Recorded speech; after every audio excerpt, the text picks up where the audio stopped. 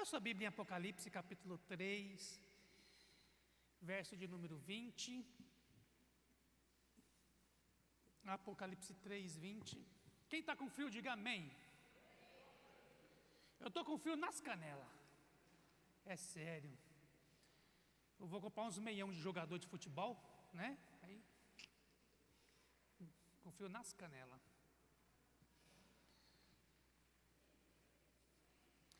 Apocalipse capítulo 3, verso de número 20. Quem encontrou, diga amém.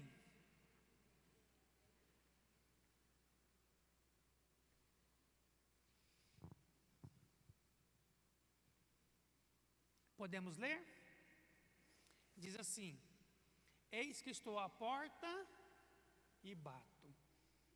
Se alguém ouvir a minha voz e abrir a porta, entrarei em sua casa e com ele cearei e ele comigo.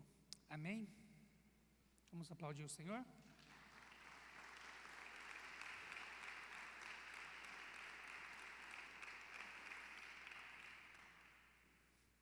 Amados, o que significa ceiar?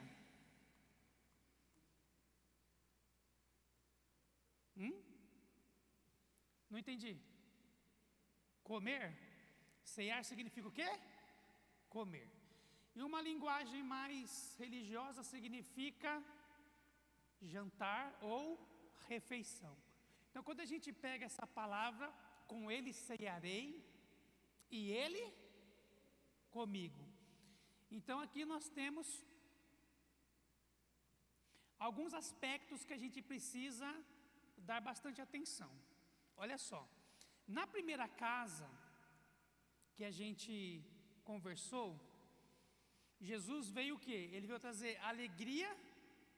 Por quê? Porque era o milagre da transformação de água no vinho. Amém? E assim sucessivamente a gente foi falando casas por casas, etc e tal. A gente foi trabalhando cada casa. Cada quarta-feira a gente falava 2 casas. E hoje nós vamos trabalhar especificamente dentro do nosso lar, dentro da nossa casa. Veja, a palavra de Deus está dizendo a respeito de uma promessa de Jesus. Ele está dizendo: eis que estou à porta, né? É claro que a gente não vai imaginar que Jesus está na sua porta ali 24 horas, né, esperando a sua vontade. Não é isso. Mas a gente tem que entender que isso é uma promessa, que toda vez que Ele precisar, Ele vai estar na nossa porta e batendo. E toda vez que nós precisarmos, Ele vai estar na nossa porta aí batendo. Amém? Aí Ele fala mais uma parte aqui importantíssima. Ele diz: se alguém ouvir a minha voz. Existem várias teorias e existem várias explicações a respeito do que é a voz de Deus.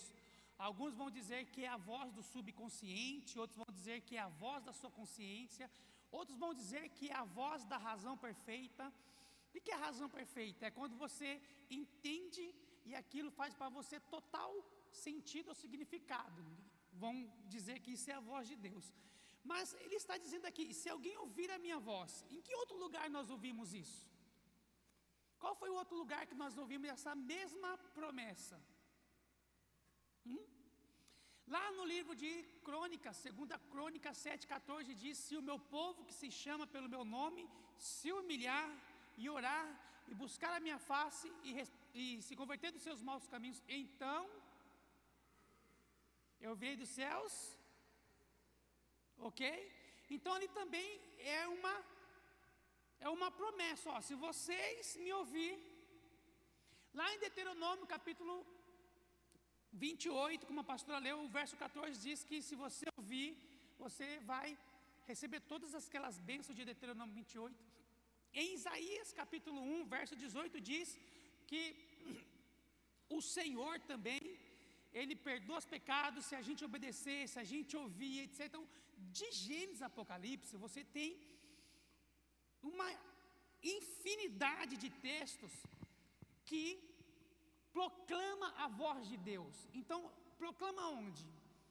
não somente dentro dos nossos lares, mas como dentro da casa dele, onde você está hoje, assim também como ele conversou com pessoas ao longo do caminho, assim como ele conversou com pessoas dormindo, com pessoas acordadas. Então, a multiforma de Deus falar é ilimitada. Então você precisa entender isso, que Deus não tem métodos para falar com você. Deus não tem maneiras para falar com você. Deus, ele simplesmente vem e fala. E acabou. É claro que ele não vai ficar falando com você de uma forma que você não identifique, que você não reconheça. Mas Deus vai falar com você de uma forma que você... Deus falou comigo. Amém? E também não existe, não vou dizer lugares, mas não existe uma preparação para ouvir a voz de Deus. Deus não vai falar comigo porque essa semana eu discuti com fulano. Deus não vai falar comigo porque essa semana eu não estou bem, meu emocional está abalado. Não é uma condição que você tem que estar para ouvir a voz de Deus. O texto diz: eis que estou à porta aí, bato. Amém? Jesus não vai chegar lá bem na hora que você está brigando com o seu cônjuge e bater na sua porta. Termina a briga, eu quero falar com vocês. Então a gente fica criando barreiras, a gente fica criando métodos, a gente fica criando misticismo religioso para justificar o não ouvir a voz de Deus. Então, eu não jejuei e Deus não falou comigo. Uma coisa legal também. Quantas vezes a gente vem na igreja e fala assim: essa palavra era para fulano? Sim ou não? Se fulano tivesse aqui, essa palavra era todinha para ele. Não, cabeção, foi para você. Aí como você sabe que Deus falou com você, você joga no colo do outro. Não é isso? Por quê? Porque normalmente Deus te chamou para uma responsabilidade, para um desafio, para algo especial. Jesus bate na porta. Amém? Então a primeira coisa que você tem que entender é isso: não existe um método, ele não vai esperar você ser mais santo, mais pecador, ele simplesmente vai bater e convidar. Amém? Porque ele não olha para o quanto você pode estar preparado, ele vem pela misericórdia dele pela sua vida. Dá para entender? Ele não fica, você tem que fazer promessas para Deus, não. Qual foi a primeira voz que Adão ouviu depois de ter pecado? A de Deus. Então nem os nossos pecados nos afastam da voz de Deus. Amém? Deu para entender? Aí ele diz assim: eis que estou à porta aí, bato. Eis que estou à porta aí. Quantas pessoas moram na sua casa? Quantas pessoas moram na sua casa? Quem mora mais de 6 pessoas na casa, diga amém. Mais de 6. Eu tenho um amigo que ele tinha 16 filhos. E ele não conseguia alugar casa, porque ninguém alugava casa para ele. Aí ele ia alugar as casas e ele falava assim: eu só tenho 8. Aí o cara falou: não, ficou com dó e alugou a casa para ele. Ele falou: mas era 8, eu já contei 14. Se eu falasse que era 16, você ia alugar? Ou seja, ele está dizendo: eis que estou à porta aí, bato. Quem vai atender a porta? Quem vai atender a porta?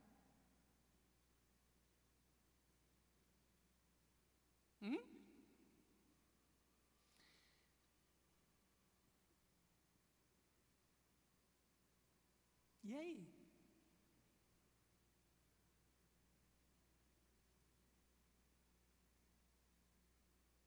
Quem atendeu a porta, irmão? Jesus está. Quem atendeu a porta? Oi? Você? Mas e se o seu filho atendeu?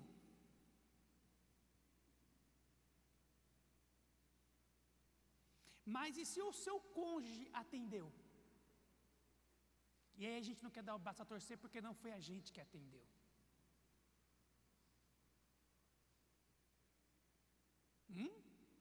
Eu lembro uma vez, a gente fez uma brincadeira com isso. A gente estava numa vigília e aí Deus tomou uma criança em profecia e mistério para poder repreender o pai. E contou coisas para o pai que todo mundo ficou assim de boca aberta. Não um pecado, mas contou coisas para o pai que todo mundo ficou assim, caraca, meu tipo, que revelação, né? Aí a gente ficou brincando depois.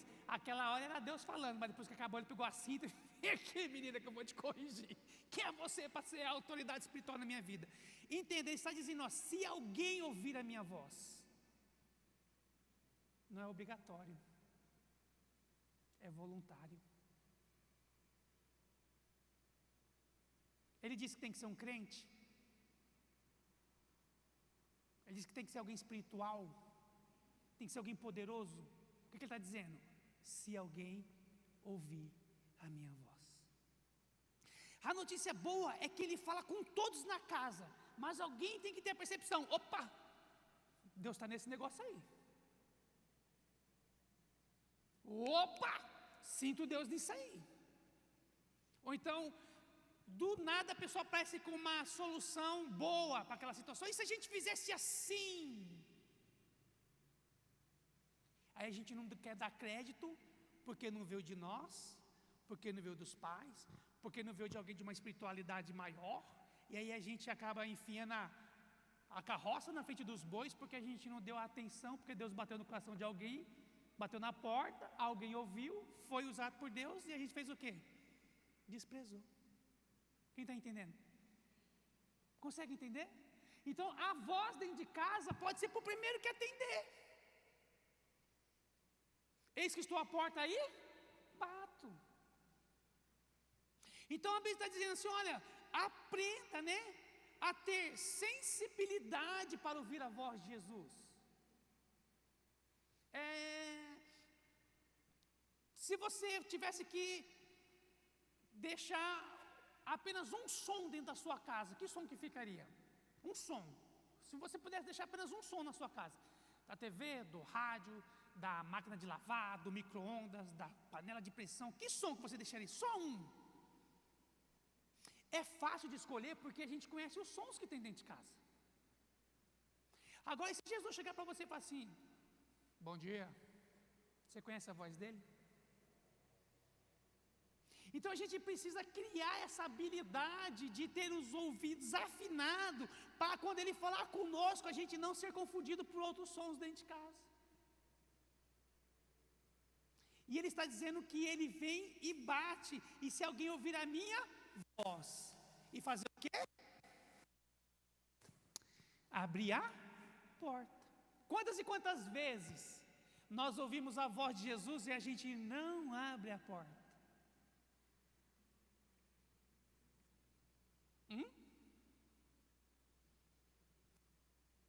Quantas e quantas vezes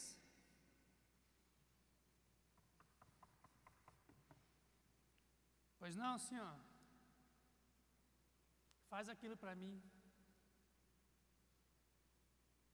E a gente, não, senhor, tenho que terminar a faculdade.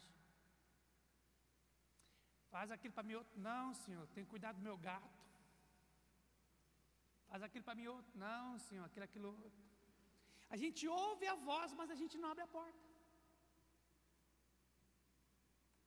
Eu moro numa rua de passagem. A Janaína que me louvor também mora nessa rua. Numa rua de passagem.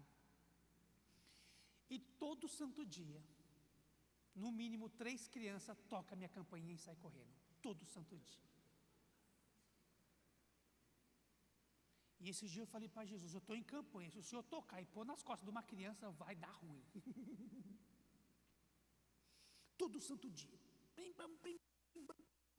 Esse dia eu falei, Jesus, quando eu era criança eu fazia isso, mas eu acho que eu já paguei os meus pecados. Porque a tua palavra diz que eu serei perdoado 70 vezes 7. Não que eles vão fazer 70 vezes 7. Mas eu acho que a minha conta está muito alta, porque todo dia eu recebo a trinca de asas. Aí eu já sei quando é as crianças. E eu já estou bolando uma vingança. Eu estou bolando pegar um saco de isopor e quando apertar a campanha eu jogar de cima do muro. Aí você isopor para tudo quanto é lá. E aí uma voz falou para mim assim, e se foi eu que apertei a campainha? Eu falei, nem posso me vingar das crianças. O que eu estou tentando dizer com isso? é que a gente ouve a voz de Jesus, a voz de Jesus vai te incomodar. Para duas situações: ou para você se converter dos seus maus caminhos, ou para você abrir a porta e deixar ele entrar. Amém? Mas nós precisamos abrir essa porta.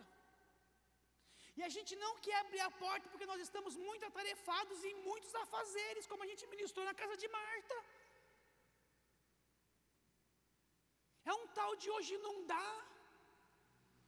Mas quando você quis, você falou que topava tudo. Tudo é tudo. Mas é um tal de não vou fazer. E eu estou falando de coisas que Jesus pede para você pessoalmente. E até quando você vai ficar com o seu coração endurecido, e ele batendo lá na porta do seu coração, batendo, e a gente sabe que é ele, a gente não, fica protelando, e ele está dizendo: eu quero que você me escute, que eu vou mudar a sua vida para melhor. Amém? Deixa eu te fazer uma pergunta.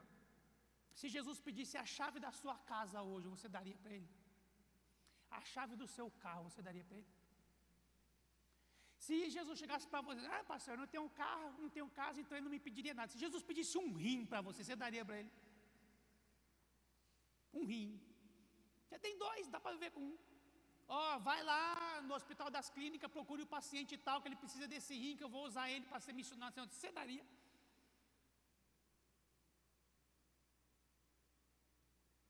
Pedro deu tudo o que tinha, quando ele não tinha absolutamente nada.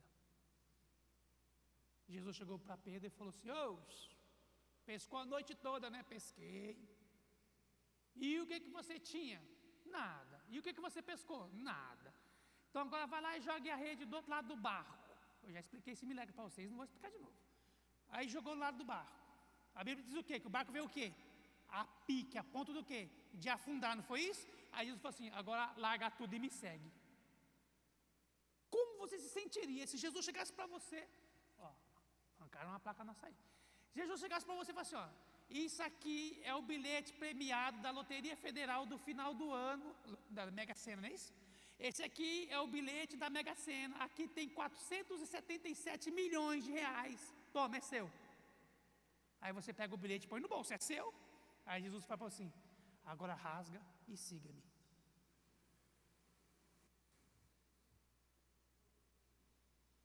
Aí você já ia argumentar: Senhor, mas quantas coisas boas eu podia fazer com esse dinheiro. Faz não, irmãos. Nosso coração não deixa. Pastor amigo meu quase foi processado, porque um irmão da igreja dele, foi sorteado para ir no show do 1 milhão do Silvio Santos. Ele falou assim: orem por mim, que se eu for sorteado para responder as perguntas, o que eu ganhar eu dou o dízimo. O irmão foi lá, a igreja orou. A igreja orou. O irmão foi sorteado. Aí os irmãos, aleluia! Foi sorteado, foi responder as perguntas. Ganhou na época, uns 15 anos atrás, de 200 mil reais. Aí todo mundo na igreja domingo: vamos comprar o nosso terreno, vamos sair do aluguel. O irmão foi embora e nunca mais voltou. Não voltou, não. Sabe quem saiu como ladrão? O pastor da igreja. As pessoas acharam que ele tinha dado dinheiro, ele tinha colocado no bolso dele. Então, às vezes, a gente fala para Jesus: não, Senhor, com esse dinheiro aqui, eu ia comprar o prédio da igreja. Não, com esse dinheiro aqui, eu ia passar de helicóptero por cima da África, né? Ia derrubar só a picanha do Lula. Por isso que não tem no Brasil, que eu comprei para dar tudo para aquele povo. Não, a gente não faz. Porque o nosso coração não quer ouvir a voz dele. Pedro não tinha nada, teve tudo e continuou com nada. E foi o maior apóstolo que essa terra já viu. Então, quando ele bate na porta do nosso coração, quando ele bate na porta da nossa casa, nós temos que ouvir a voz dele e nós temos que permitir que ele entre. E quando ele entra, o que ele vai fazer? O que ele vai fazer na sua casa?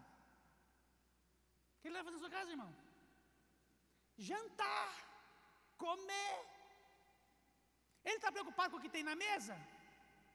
Sim ou não? Se for miojo, se for arroz e feijão,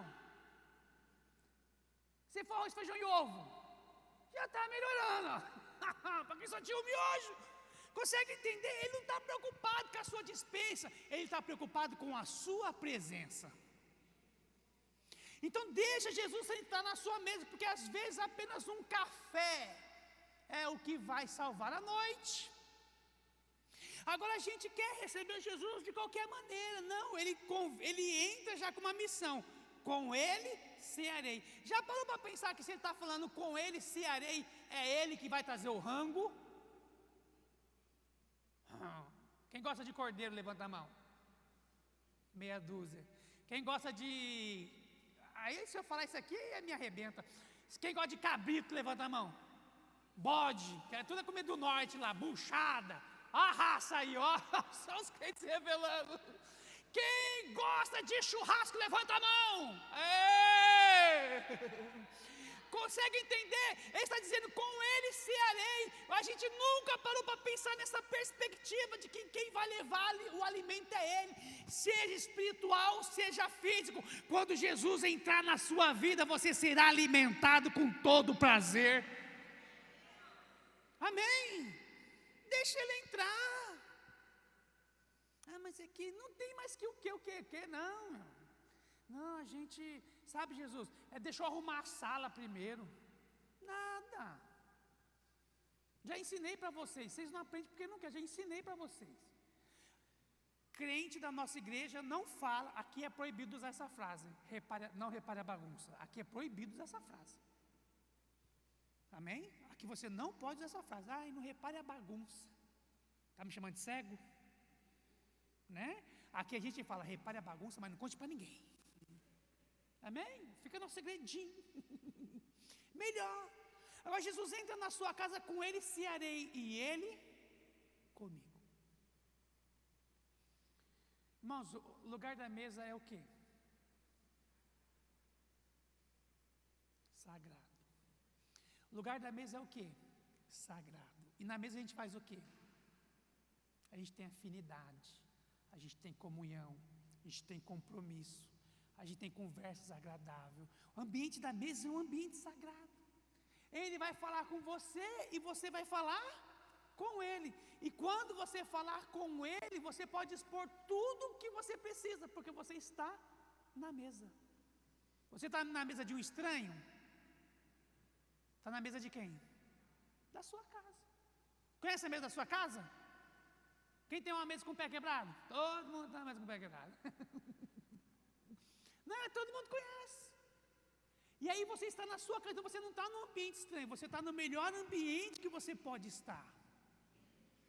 Então na sua casa você não precisa ter reservas. Na sua casa você não precisa ficar inventando modinhas. Não, porque é melhor que fosse assim, melhor que fosse assim. Claro que não. Sua casa é sua casa. Não tem melhor ambiente para estar nessa vida do que na sua casa. Eu fiz uma viagem, fiquei 16 dias fora, aí me ligaram, a gente vai fazer um churrasco para você, para quando você chegar. Eu falei, beleza, agradeço, muito obrigado, mas faz feijão. Mas não combina churrasco com feijão, mas eu quero feijão. Aí cheguei em casa, comi feijão com churrasco, porque eu estava com saudade de feijão, porque é a sua casa. Você passa 15 dias na casa de não sei quem, quando você volta, você não tem saudade da sua casa? Tem ou não tem? Claro que tem. Por quê? Porque é sua casa. Então, quando Jesus bate na sua porta, Ele quer transformar o ambiente da sua casa para um ambiente melhor. Então, deixa Ele surpreender você. Deixa Ele mostrar para você que você não está abrindo a porta enganado. Todo mundo que abriu a porta para Jesus, todo mundo que convidou Ele para entrar, tiveram as suas vidas abençoadas. Amém. Todo mundo. Todo mundo. A gente precisa perder essa mania de achar que Ele só está nos cultos, de achar que Ele só está quando a gente ora. Não. Convide Ele o tempo todo. Eu até entendo teologicamente, tá? Tem umas conversas bobas aí de Pedro, Tiago e João, quando viu Moisés e Elias lá nas nuvens, falou: vocês vão fazer uma cabana, mas que é isso? Eles queriam fazer uma cabana, eu queria uma corda para amarrar os três e ficar lá o tempo todo, é desfrutar da presença. Entende? Aconteceu uma coisa boa, desfrute da presença. Está passando por uma situação difícil, chame ele para a presença. Mas não saia em hipótese alguma do seu ambiente sem que Jesus esteja lá. Transforme a sua casa num ambiente onde Jesus não simplesmente bata na porta, mas que ele tenha a chave da entrada, ele entra e sai a hora que ele quiser. Amém? Já que o senhor entrou, então já pega a chave, não precisa nem se incomodar, o senhor já chega, já entra, já é de casa, já tem afinidade, já tem relacionamento com a gente. Por quê? Porque Jesus entrar desenvolve uma espiritualidade sadia, e aonde Jesus está, você não é enganado por nada nessa vida. Como é ruim você morar num ambiente onde você é enganado o tempo todo. Como é ruim você não saber quais são as verdades dentro do seu lar. Como é ruim você ser sempre pego de surpresa. E a gente fica, sabe assim, achando que Deus conspira contra nós. Todo dia tem uma novidade na sua casa. Todo dia tem uma surpresinha nova. Tem que parar com isso. Precisa desfrutar da vida, a vida boa que Deus tem para você. Amém? Senão a vida da gente vai ser só sempre ficar remendando pano, remendando pano, remendando pano, remendando pano. Deixa eu te fazer uma pergunta para terminar a mensagem. Qual foi a casa que você entrou e que você se lembra até o dia de hoje? Não a sua casa, né? Mas uma casa que você entrou, que você se lembra até o dia de hoje. Fala aí. Opa! Aí eu me passando vergonha na internet. Né? E aí? Qual foi a casa que você entrou, que você não se esquece até hoje da casa? Sem zoeira. Seus pais? Aí não vale a casa dos seus pais. Eu falo a casa do meu pai, sangue de Jesus tem poder. Não, tem que ser uma casa assim. Pode ser rica, pode ser pobre, pode ser o que for, mas qual foi a casa que você entrou que você fala, meu, aquela cena não sai da minha cabeça? Lembrou aí? Lembrou?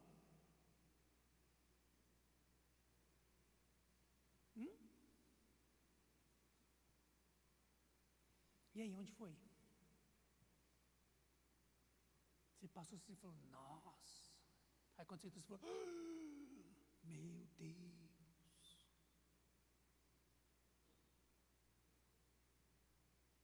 Lembrou? Por que você lembra? Porque alguma coisa naquela casa te marcou. Pode ser a arrumação, pode ser o jeito da casa, pode ser o lugar, pode ser o ambiente, pode ser um monte de coisa, mas alguma coisa naquela casa te marcou. Não está na hora de Jesus marcar a sua casa? Não está na hora de ele entrar e falar assim, meu, depois daquele culto, depois daquela campanha, depois daquele dia, minha vida deu uma virada e hoje eu posso dizer plenamente, eu sou uma nova pessoa em Cristo Jesus. A gente precisa ser marcado por essas coisas. A gente fez uma campanha aqui na igreja, que a gente entregou para os irmãos umas fitinhas. Tem gente que tem essa fita na porta até hoje. Umas fitas para amarrar na maçaneta da porta, lembra disso? Tem gente que tem essa fita na porta até hoje. Gente, já faz mais de 20 anos. Está lá firme e forte. Porque algumas coisas marcam. Então a gente precisa ser marcado pela presença dEle. E não deixar ele vir na nossa casa só de passagem. Mas ele marcar o ambiente da nossa casa, aonde nós possamos ter a mesma sensação que a gente teve quando viu a casa do outro. Você pode mudar para 1001 lugares melhores do que você tem hoje, mas você vai falar, cara, aquela casa me marcou, porque foi ali o pontapé inicial de que tudo mudou na minha vida. Amém? Quem aqui tem a mania de dormir cheirando na parede? Dormir chegando na parede. Não é gostoso? Por quê? Porque você põe a cara no cantinho lá e faz o quê? O mundo pode acabar. Não é verdade? Você não está nem aí para a voz do Brasil. Não é isso? Qual é o seu lugar preferido para descansar? Preferido para descansar. Qual é o seu lugar preferido para descansar? Sofá? Quem falou do sofá? Sofá. Quem mais? O bom baiano na rede. Fala aí, Samuel. Oi? Cama da sua mãe? Deixa a Biliane saber disso. Qual que é o meu lugar? Qual que é o lugar? Qual que é o seu melhor lugar para descansar? Qual?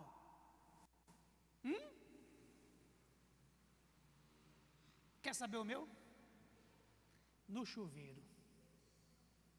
Só que vem muito cara a conta, né? E tem que ficar lá rapidão, né, pastor? Mas quando eu entro no chuveiro, para acabar, mundão. Não é isso? Por que a gente gosta desses ambientes? Porque te traz paz.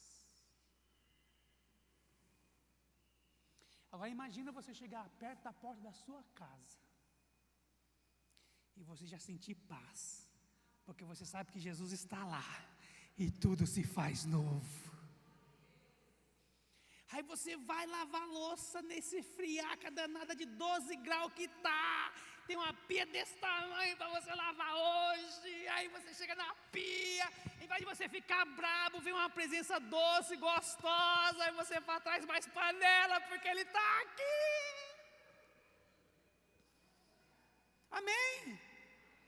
Todo mundo não, pastor. Deixa para lasanha de domingo. Não é verdade? O que eu estou tentando dizer assim é que mesmo nas tarefas difíceis, mesmo nas tarefas que você não gosta, de repente de passar roupa, ou de lavar roupa, você não vai ter paz para fazer isso, porque Jesus está lá. Amém? Vai trabalhar de madrugada, vai assumir o seu posto, vai estar um frio danado.